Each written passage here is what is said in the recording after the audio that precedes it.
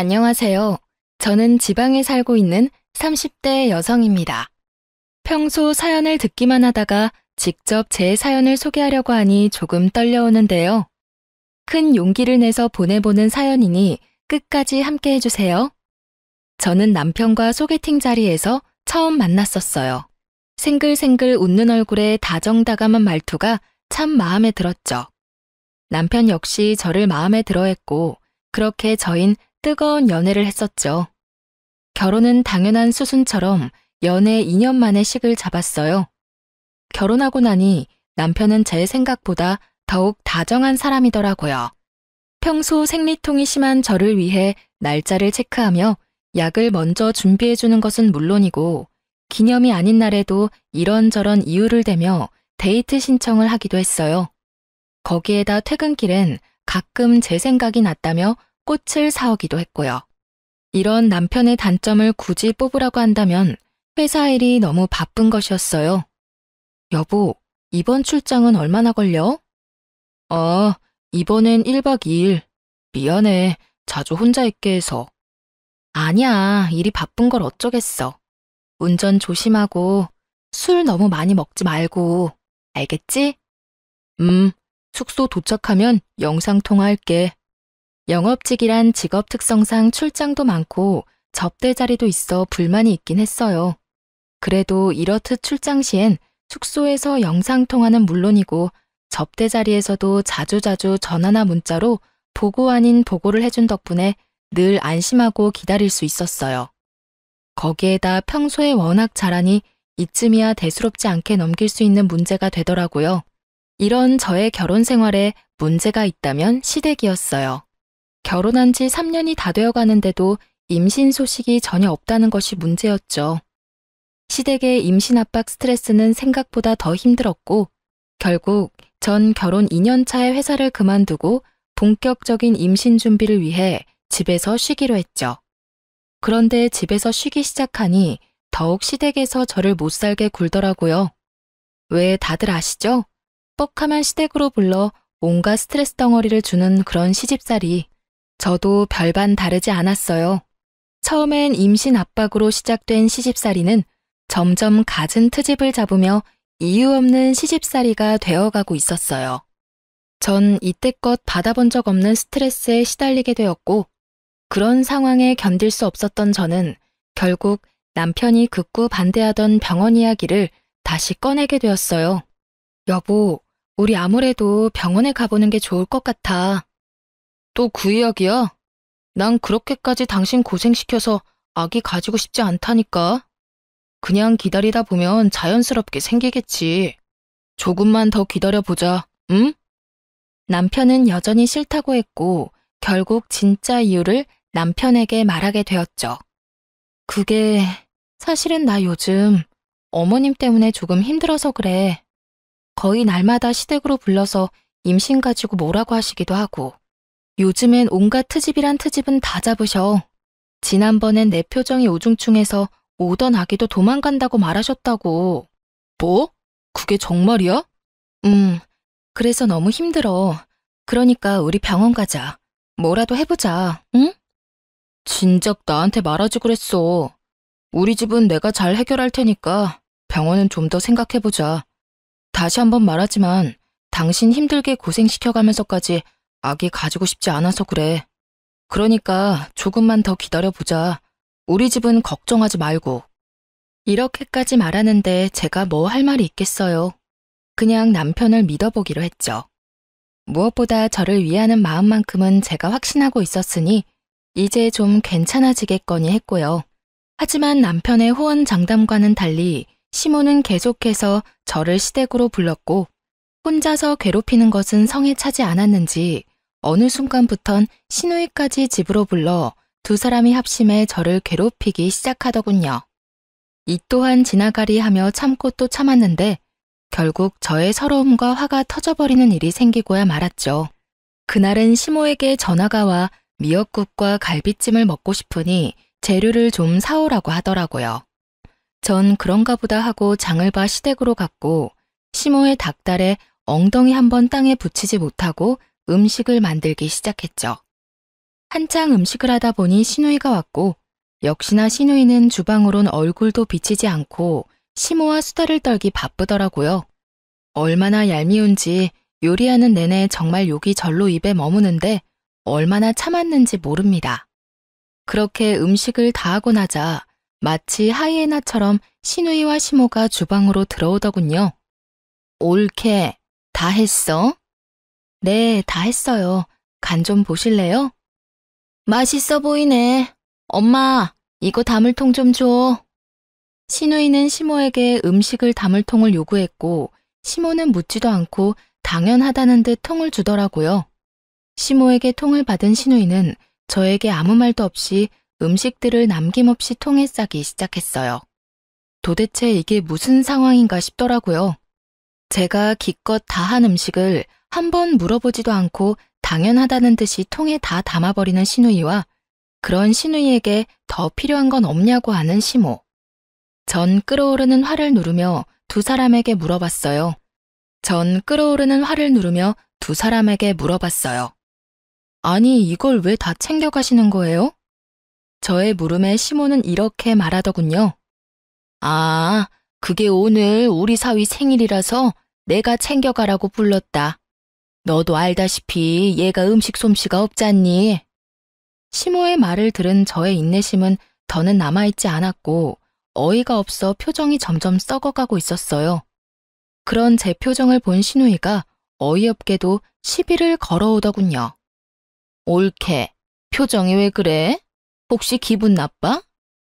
평소에 저였다면 당연히 아니라고 하며 어떻게든 분위기를 좋게 이끌려고 했겠지만 저의 인내심은 바닥이었고 할 말은 하고 살자 싶더라고요.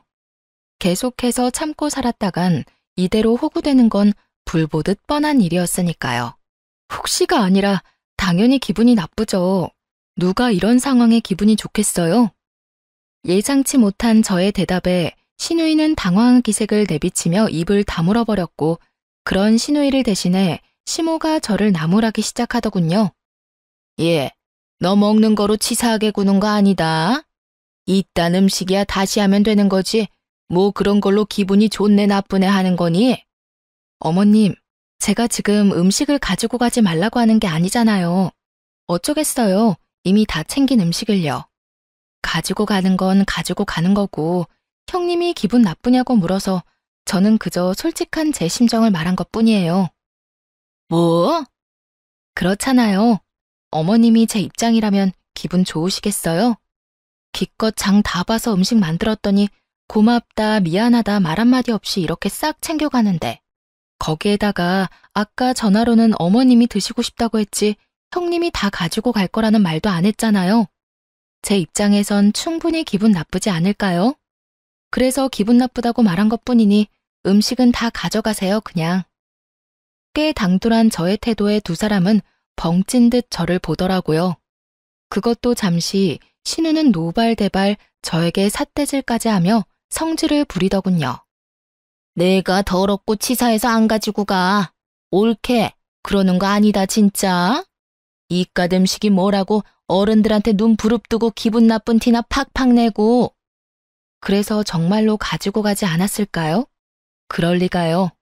큰 소리치며 화를 내던 시누이는 제가 화장실을 잠시 간 사이 그 많던 음식을 국물 한 방울 남기지 않고 싹 챙겨갔더군요. 시누이가 집으로 돌아가고 난 후 시모는 기다렸다는 듯 저를 혼내기 시작했어요.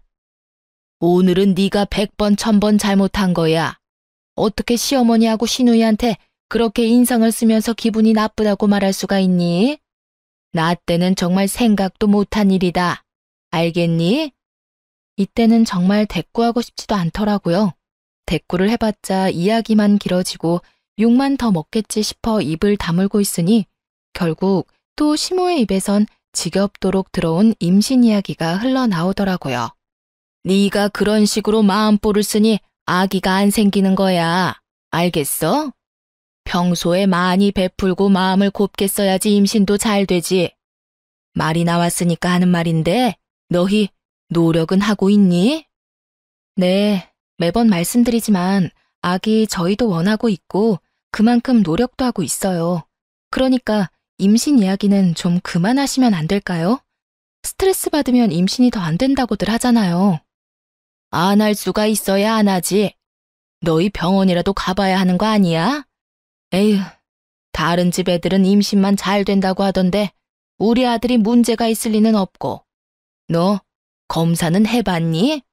너한테 문제 있는 거 아니니? 그러지 말고 너 혼자 병원 좀 가보렴. 혼자 가기 그러면 내가 따라가 줄 테니 예약부터 좀 잡아봐.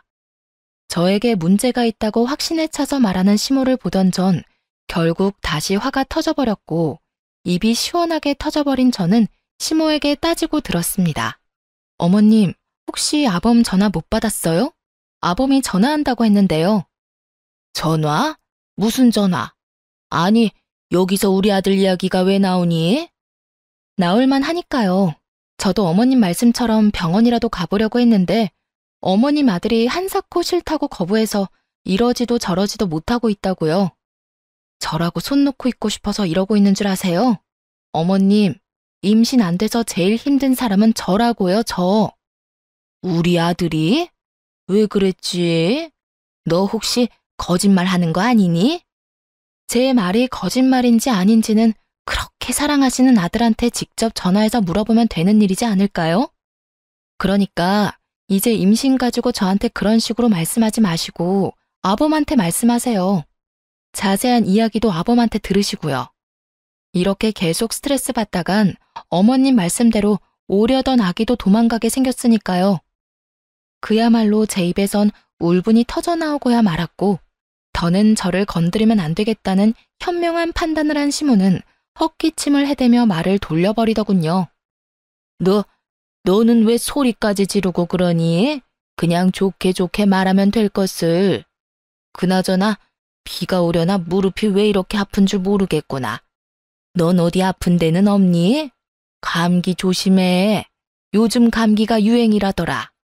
이미 마음이 상해버린 저는 시모의 말에 대답도 하지 않았고 그렇게 기분이 잔뜩 상한 채로 집에 돌아와 남편을 기다렸어요.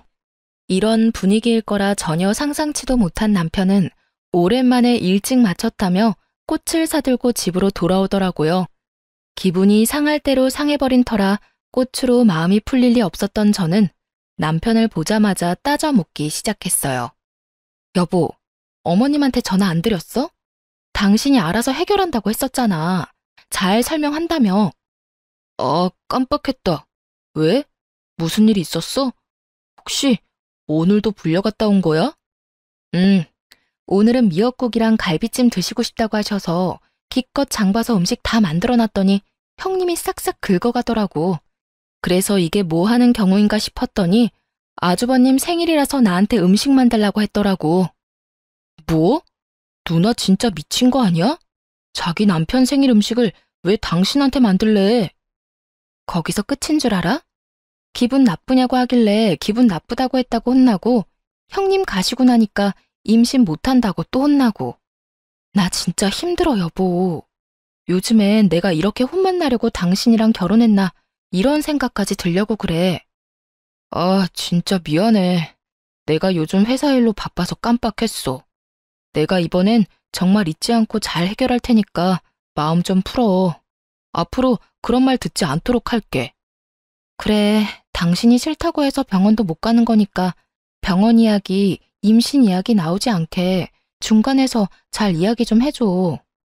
남편은 제 말에 다시 한번 미안하다며 저를 잘 달래주었고 저는 그런 남편을 한 번 더 믿어보기로 했습니다. 그날 이후 남편은 잘 이야기했는지 저는 임신에 대해선 아무 이야기가 없긴 하더라고요. 그렇다고 해서 시집살이가 아예 사라진 건 아니었어요. 임신 압박만 없을 뿐이지 여전히 절 불러다 이런저런 일을 시키며 시집살이를 시키고 있었어요. 하지만 그럴 때마다 남편이 저를 잘 보듬어주고 잘 대해주고 있어 그 정도는 사랑하는 남편을 위해 참을 수 있다는 생각이 들더군요. 거기에다 미역국 사건 이후 저도 마냥 참으며 당하고만 있지는 않던 터라 몸은 고단해도 속은 시원할 때도 있긴 했어요. 물론 그런 저의 당돌한 행동이 때론 시모의 화를 돋우기도 했지만 대부분 시모가 목덜미를 잡았으니 뭐 나름 만족스럽기까지 하더군요. 그렇게 나름대로 시원한 상황을 보내던 어느 날, 다른 날과는 달리 시모에게서 새벽부터 전화가 오더라고요. 전 당연히 자고 있었고 제 전화를 남편이 대신 받게 되었죠. 여보세요? 꼭두 새벽부터 무슨 일이야, 엄마? 남편의 목소리엔 짜증이 가득했고 방이 조용하니 시모의 당황한 목소리가 들려오더라고요. 아, 그게 네 처는 어쩌고 네가 이 전화를 받아? 시간이 몇 시인데 자고 있지. 나한테 말해. 일어나면 전해줄 테니까. 아, 그게 그냥 중요한 건 아니고. 중요한 거 아니면 낮에 전화해, 낮에. 이게 뭐야? 새벽부터 사람 잠 다 깨우고. 아, 그리고 혹시나 해서 하는 말인데 오늘 집사람 나랑 약속 있으니까 집으로 부를 생각하지 말고. 약속? 무슨 일 있니?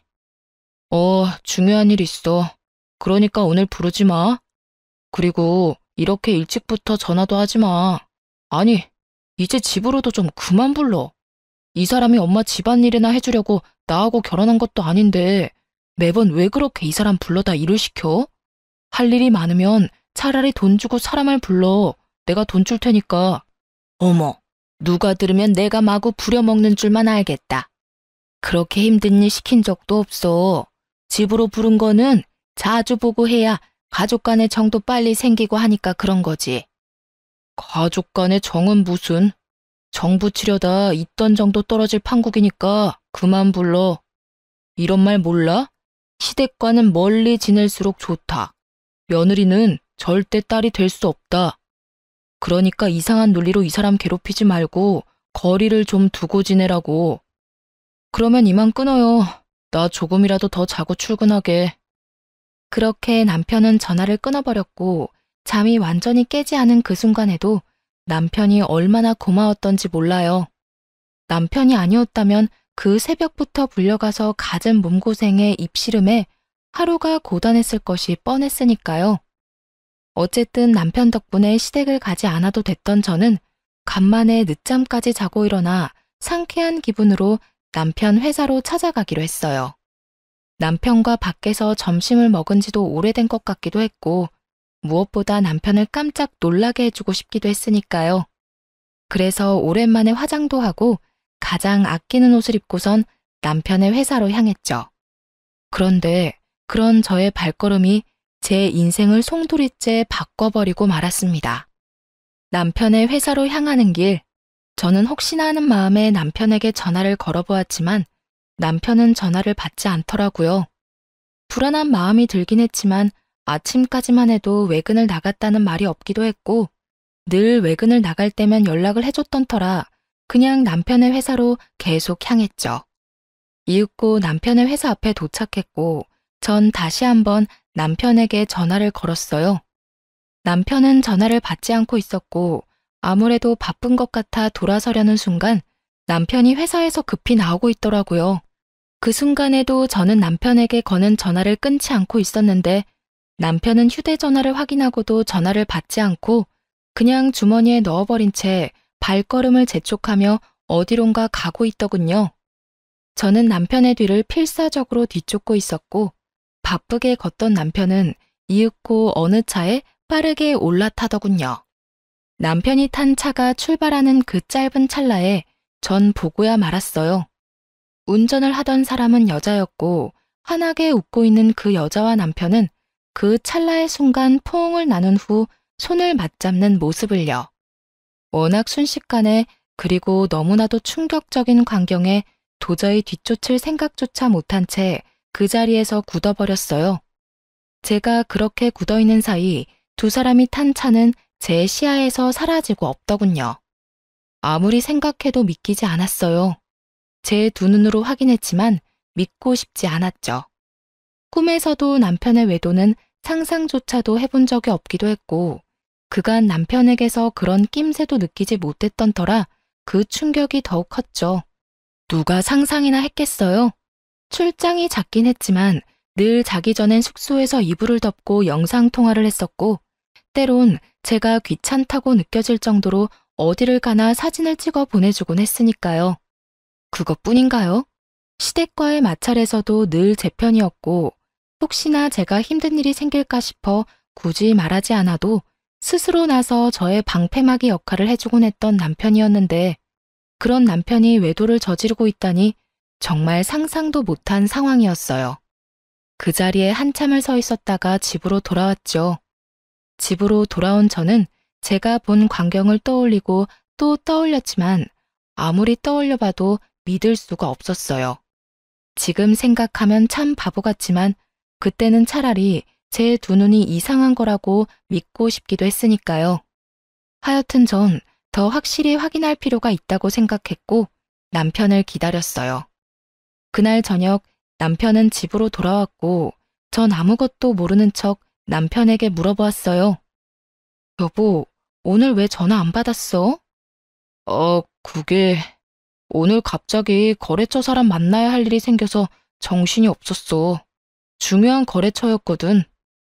아, 그랬어? 난 또 전화 안 받길래 무슨 일 있는 줄 알았지. 당신도 참.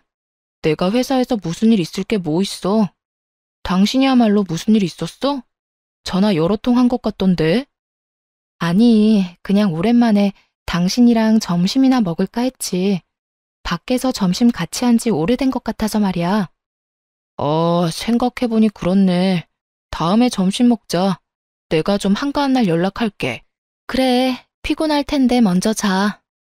대충 얼버무리며 상황을 넘긴 저는 남편이 잠들기만을 기다렸고 남편이 깊이 잠이 든 것을 확인한 저는 휴대전화를 살펴보기로 했어요. 하지만 남편의 휴대전화는 잠긴 상태였고 아무리 머리를 굴려봐도 도저히 풀 수가 없더군요. 그래서 전 며칠 동안 남편이 휴대전화를 만질 때마다 티 안 나게 신경 써서 관찰했죠. 그렇게 3일 노력한 끝에 비밀번호를 알게 되었어요. 그렇게 열리게 된 판도라의 상자는 정말 충격의 연속이었습니다. 우선 상간녀의 정체는 다름 아닌 거래처 사람이었고 두 사람은 한두 달 짧게 만난 사이가 아닌 좋기 1년은 넘은 사이더군요. 거기서 끝이 아니었어요. 남편은 틈틈이 업소도 다니고 있는 듯 했는데 적어도 한 달에 한두 번은 예약한 문자가 남겨져 있더라고요. 그 모든 것이 충격적이긴 했지만 그중 가장 충격적이었던 건 당연히 상간녀와의 대화였어요. 자기야, 우리 이러다 나 임신이라도 덜컥하면 어떻게 해? 그런 걱정은 하지도 말라니까. 어떻게 걱정을 안 해? 나 자기한테 말을 안 해서 그렇지. 생리 날짜 밀릴 때마다 불안해서 미칠 것 같단 말이야. 자기야, 진짜 걱정 안 해도 돼. 사실 나 결혼하기 직전에 정관 수술했어. 난 아기 생각이 전혀 없는데 결혼하면 아기가 생길 수밖에 없을 것 같아서 와이프 몰래 정관 수술해버렸어. 그러니까 그런 걱정은 안 해도 돼. 정말? 다행이긴 한데 자기 와이프 불쌍하다. 자기 집에서 임신 가지고 장난 아니게 뭐라고 한다며. 자기 와이프는 아무것도 모르고 임신 안 된다고 혼자 끙끙거리고 있을 거 아니야? 그래서 내가 우리 집엔 임신 문제로 이야기 꺼내지 말라고 했지. 그 문제는 우리가 알아서 한다고 말이야. 요즘 같은 세상에 굳이 왜 애를 낳아야 하는지 난 이해가 안 돼. 난 자유를 누리고 살고 싶다고. 그런데 애가 있다고 생각해봐. 자유가 되겠어? 상상만 해도 너무 싫어. 그게 무슨 고생이야. 밖에선 돈 번다고 힘들고 집에 들어가선 애랑 마누라 본다고 힘들고 안팎으로 그게 무슨 고생이냐고. 그야말로 억장이 무너지더라고요. 되지도 않을 임신해보겠다고 그간 열심히 다녔던 회사까지 그만두고 노력하고 있는데 남편이란 인간은 밖에서 온갖 더러운 짓과 함께 저 몰래 수술까지 했다뇨. 그러면서 집에 와서는 세상에 둘도 없는 다정한 남편인 척 연기한 그간의 행실이 떠오르며 온몸에 소름이 돋더군요. 남편의 휴대전화를 살펴보며 이혼을 마음먹게 되었고 이혼 시 확실한 증거를 위해 남편에게 사람을 붙이게 되었습니다. 그렇게 때를 기다리며 복수를 계획하고 있는데 남편의 출장 소식이 들려오더라고요. 얼마나 기뻤는지 몰라요. 그 출장은 외도 여행임이 분명했으니까요. 그렇게 내적 기쁨으로 설레는 나날들을 보내고 있는데 한동안 조용하던 시모에게서 또 연락이 오더라고요. 아가, 오늘 바쁘니? 들어보니 우리 아들 출장 갔다고 하던데 그게 바쁜 일 없지?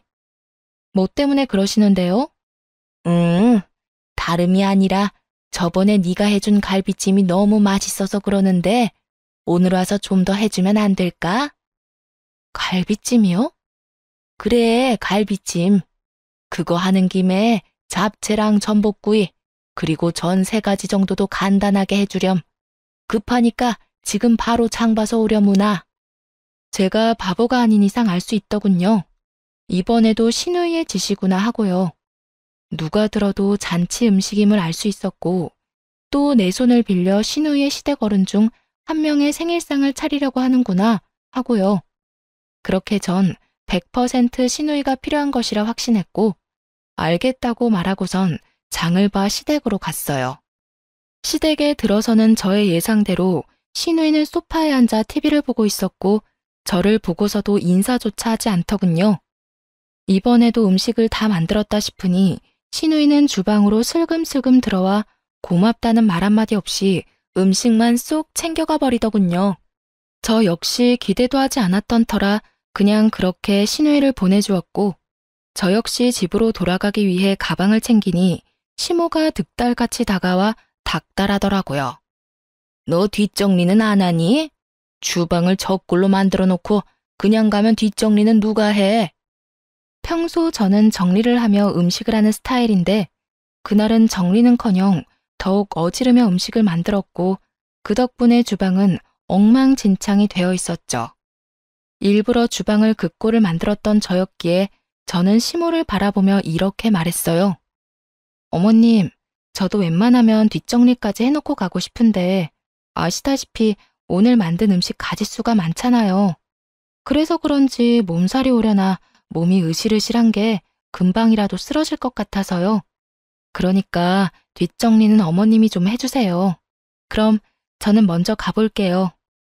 저의 천연덕스러운 연기에 시모는 콧방귀를 끼며 어떻게 해서든 저를 붙잡으려고 했지만 저는 시모의 모든 손길과 말을 무시한 채 집으로 돌아와 버렸어요. 그렇게 룰루랄라 집에서 즐거운 시간을 보내고 있는데 신우이에게서 전화가 오더군요. 옳게. 도대체 음식을 어떻게 한 거야? 간 안 봤어? 음식이 죄다 짜고 달고 쓰고 아우 정말 이게 뭐야? 그래요. 누구 좋으라고 정성껏 맛있는 음식을 차릴 필요가 있겠어요? 음식으로 장난치지 말라는 말이 있지만 한번 당해바란 심정으로 소금 2봉지와 간장 1통을 거기서 다 쓰고 왔어요. 당연히 사람이 먹을 만한 음식이 아니었는데 여우 같은 신우는 당당하게 자신이 요리했다고 시댁에 가져간 거였죠. 간도 하나 안 보고 말이죠. 자기가 직접 요리한 척 연기한 가증스러운 신우에게 한마디 건넸어요. 그렇게 잘하면 형님이 직접 하시지 그랬어요? 뭐? 지금 그걸 말이라고 해?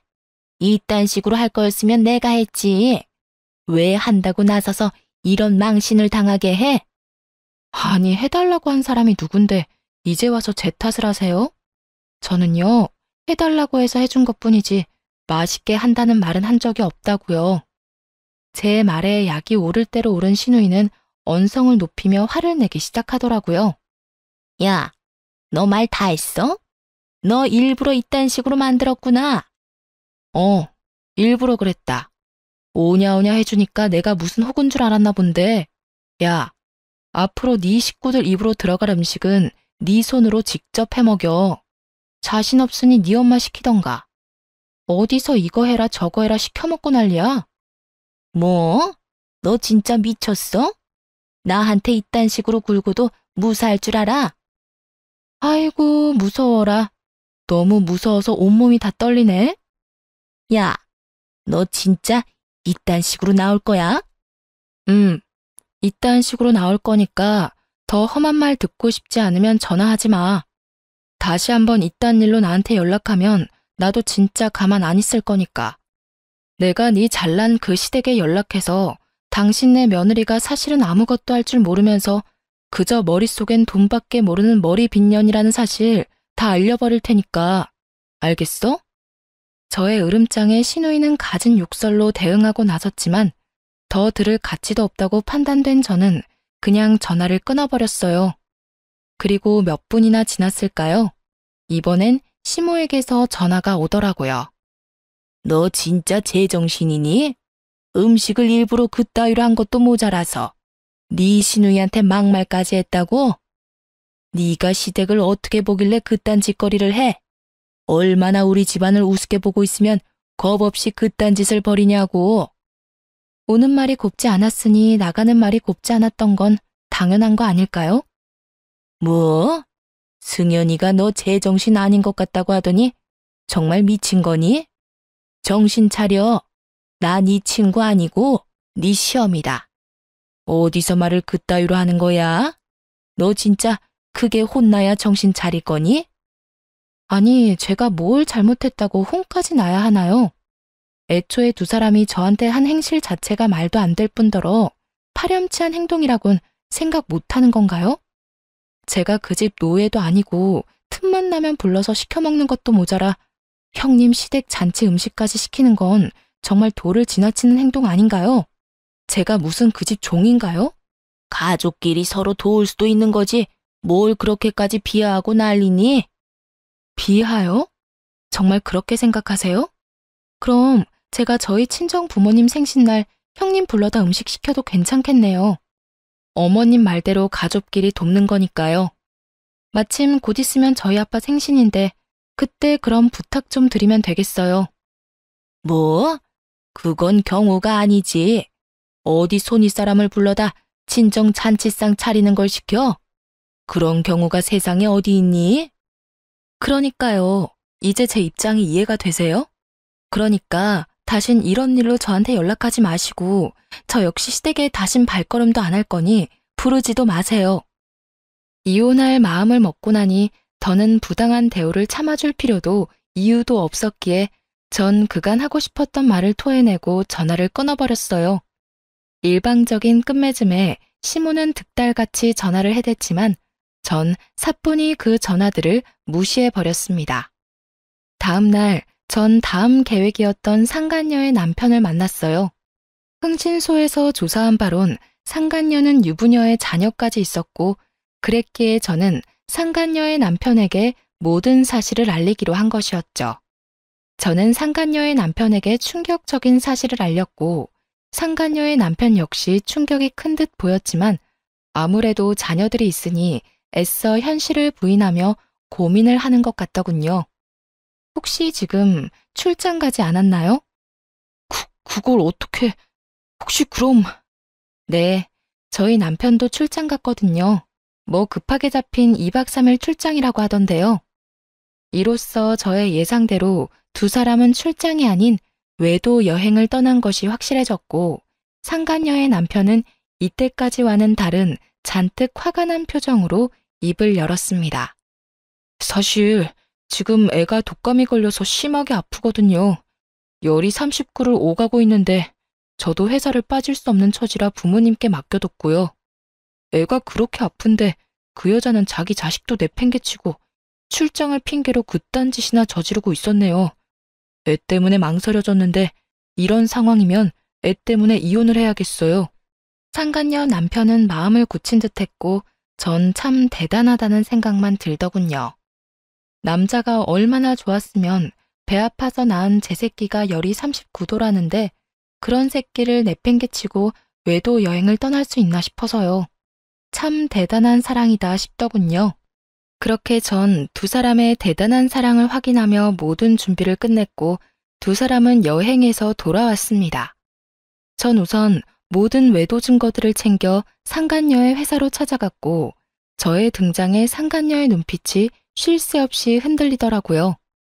전 망설이지 않고 당황한 상간녀에게 다가가 동료들이 다 보는 앞에서 추악한 모습이 찍힌 사진들을 내밀며 말했어요. 좋았니? 남의 남편이랑 시시덕거리면서 만나고 다니니까 좋았냐고. 저 그게... 일단 나가서 이야기해요. 상간녀는 저의 팔을 잡아 끌었고 전 그런 상간녀의 손길을 뿌리치며 소리를 질렀어요. 나가긴 뭘 나가. 여기 구경꾼도 많고 좋은데. 제발 나가서 이야기하면 안 될까요? 되겠니? 왜? 남의 남편이랑 출장 핑계대고 제주도 여행이나 다닐 때는 이런 상황이 올 거라 생각도 못했어? 2박 3일 외도 여행이라 행복했겠더라. 그런데 제주도까지 갔는데 2박 3일은 너무 짧지 않았니? 왜? 한 일주일은 있다가 오지 그랬어. 아픈 애까지 내팽개치고 여행 갔으면 그 정도는 있다 왔어야 하지 않나? 제 말에 상간녀는 깜짝 놀라며 저를 잡아 끌었고 동료들은 경악을 금치 못하고 있더라고요. 상황이 그렇게 되자 상간녀는 도리어 흥분을 하며 저를 더욱 거칠게 잡아 끌었고 전 그런 상간녀의 손을 뿌리치고 뺨을 때려버렸습니다. 손대지 마. 어디 더럽게 자꾸 잡아 끌어? 저에게 한 대 맞은 상간녀는 눈이 돌아버린 듯 노발대발하며 저에게 달려들더라고요. 네가 뭔데 날 때려? 네가 도대체 뭔데 날 때리냐고. 남편 간수 못한 네가 잘못이지 내가 뭘 잘못했다고 날 때려? 상간녀의 입에선 쓰레기 같은 말들이 쏟아지고 있었고 전 더는 대화라는 걸 할 가치를 못 느끼겠더라고요. 이미 충분히 뜻하던 바를 이루었다는 생각이 들기도 했고요. 그래서 전 마지막 말을 해주고선 집으로 돌아왔습니다. 그렇게 당당하다니 변호사나 잘 선임해. 나 너한테 상간녀 소송 걸 거거든. 증거 충분하고 잘 알다시피 나 시간도 많아. 내가 어떻게 해서든 네 눈에서 피눈물 나게 해줄 테니까 각오 단단히 하고 법원에서 보자. 상간녀의 표정은 끝까지 당당했고 전 그런 상간녀를 뒤로한 채 집으로 돌아왔어요. 집으로 와 화를 삭히고 있으니 남편 역시 상간녀의 남편에게 호되게 당했는지 엉망이 된 꼴로 집으로 들어오더라고요. 남편은 오는 길에 상간녀에게 모든 사실을 들었는지 저를 보자마자 무릎 꿇고 앉아 손이 발이 되게 빌기 시작하더군요. 여보, 내 말을 좀 들어봐. 정말 그런 게 아니라 순간적인 실수로 잠깐 만났던 것뿐이야. 이번에 제주도 간 것도 정말 마지막으로 마음 정리도 할 겸해서 마지막 여행 간 거였어. 정말이야. 내 말 좀 믿어줘. 정말 기가 다 차더라고요. 마지막 여행이라고 떠난 사람들이 사진마다 어쩌면 그렇게 행복하게 웃고 있을 수가 있는 것인지, 변명을 해도 좀 성의 있게 할 순 없는 것인지, 저를 얼마나 우습게 봤으면 저런 말도 안 되는 변명을 할 수 있나 싶더군요. 하긴 바람 피운 놈 입에서 나오는 변명이라 해봤자 뻔하겠지만요. 마지막 여행 좋아하시네. 입이 귀에 걸렸던데 그게 마지막 여행이야? 그리고 그게 마지막 여행이라고 한들 무슨 소용인데? 마지막이라고 하면 1년 넘게 바람 피운 게 없어져? 없던 일이라도 돼? 변명이라고 하는 말이 마지막 여행? 참 성의가 느껴져서 눈물이 다 나려고 한다. 여보, 정말 마지막이었어. 나 정말 당신 사랑하는 거 알잖아. 내가 당신한테 정말 진심으로 잘한 거 당신이 더 잘 알잖아. 그런 인간이 나 몰래 정관수술이나 했어? 내가 그렇게 임신 때문에 마음고생하는 거 뻔히 아는 사람이 당신이 그러고도 사람이야? 그걸 당신이 어떻게... 정말 미안해. 당신을 너무 사랑해서 결혼은 하고 싶었는데 아기는 자신이 없었어. 요즘 자식 하나 키우는데 돈도 많이 들기도 하고 아무래도 아기 낳고 나면 많이 싸운다고들 하니까 그냥 우리 두 사람 즐기면서 살고 싶었어. 남편의 마지막 말에 참지 못하고 뺨을 날려버렸어요. 우리 두 사람이라니 정말 너무 화나서 손이 벌벌 떨리더라고요. 우리 두 사람? 너 진짜 웃긴다. 딴 년하고 즐길 거 다 즐기려고 묶은 주제. 뭐? 우리 둘이 즐겨? 그럼 왜 몰래 묶었어? 그렇게 중요한 일은 나하고 상의라도 했어야지. 난 그것도 모르고 당신 엄마한테 온갖 모진말이란 말은 다 들으면서 살았는데 그런 식으로 날 속일 거면 나하고 결혼은 왜 한 거야? 더러운 짐승만도 못한 자식. 그냥 이 여자 저 여자 만나면서 즐기고 살지 왜 내 인생까지 구렁텅이로 몰아넣었냐고. 전 울분을 토해내기 시작했고 그런 저를 남편이 안으려고 손을 뻗더라고요. 그 순간 전 그 손을 뿌리치고선 다시 한번 뺨을 있는 힘껏 때려버렸습니다. 남편은 할 말이 없었는지 부르튼 뺨을 감싸며 바닥만 쳐다보고 저도 아무 말 하지 않았어요. 몇 분간의 정막이 흘렀죠. 전 그런 남편에게 이혼을 통보해버렸어요. 우리 이혼하자. 이런 꼴까지 다 봤는데 더 같이 살 이유가 없잖아. 저의 이혼 통보에 남편은 울고불고 매달리기 시작하더군요. 안 돼. 이혼이라니. 내가 당신 없이 어떻게 살아. 이혼은 절대로 안 돼. 당신이 나 한 번만 용서해줘. 내가 앞으로 지금보다 더 당신 위하면서 살게. 더 노력하면서 당신만을 위해서 살게. 그러니까 이혼은 하지 말자. 응? 밖에서 이 여자 저 여자 다 만나놓고 나 없이 못 산다는 말이 나와 지금? 넌 정말 양심이란 게 없구나. 하긴 양심이 있었으면 그딴 짓은 안 하고 다녔겠지. 네 집안 사람들이나 너나 참 양심 없는 건 매 한 가지구나. 내가 다 미안해. 당신 말이 다 맞아.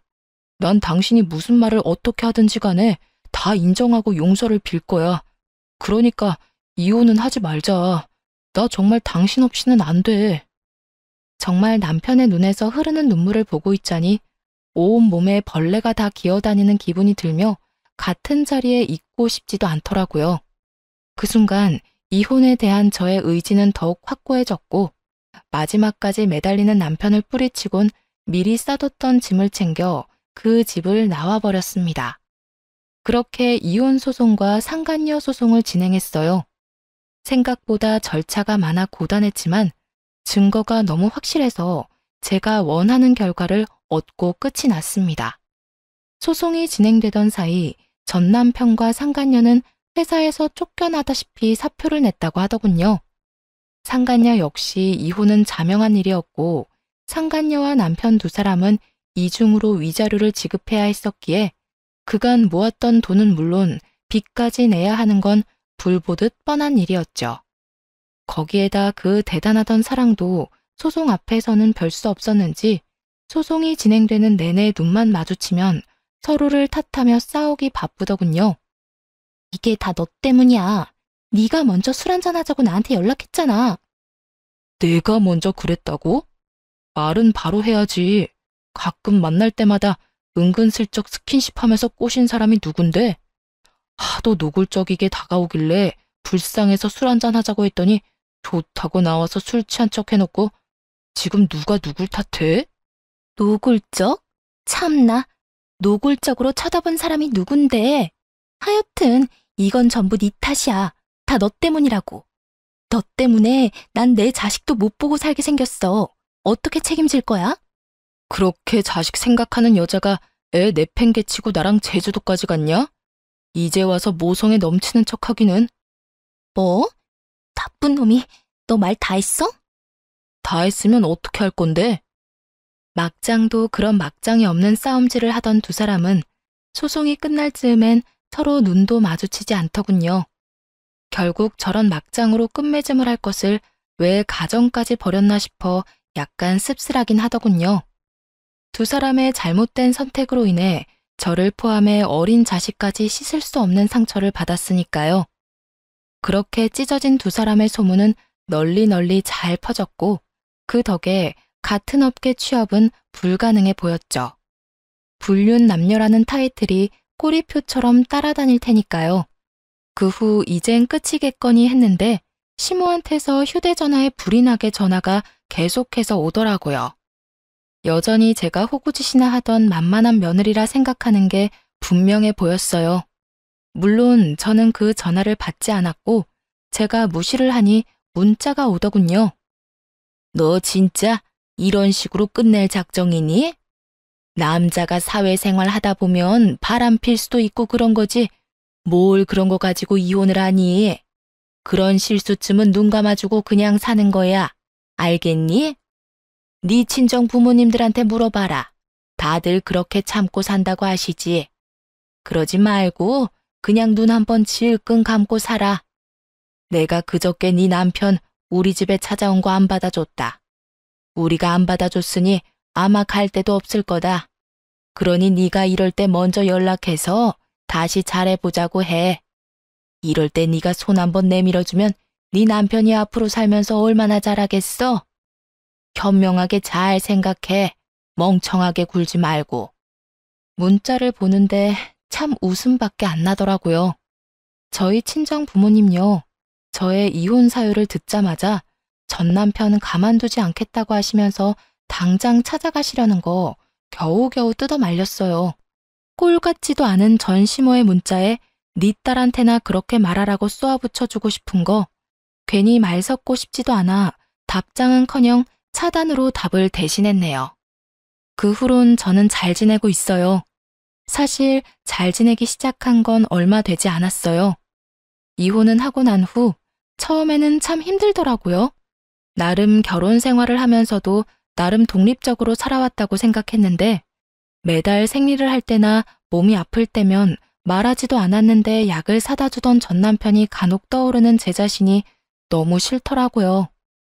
이혼을 후회했다 이런 마음이 든 건 전혀 아니었지만 이따금 찾아오는 외로움과 쓸쓸함이 저를 참 많이도 괴롭히긴 했었어요.